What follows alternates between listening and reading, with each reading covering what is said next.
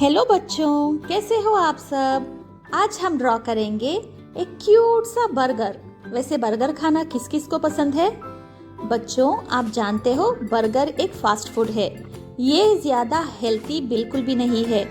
इसको कभी कभार आप खा सकते हो, लेकिन हर रोज नहीं। हमेशा होममेड फूड ही खाना, ओके। इस तरीके के अनहेल्थी फूड्स कभी कभार आप खा सकते हो। तो चलो वीडियो को शुरू करते हैं। अगर अच्छी लगे तो लाइक जरूर कर देना।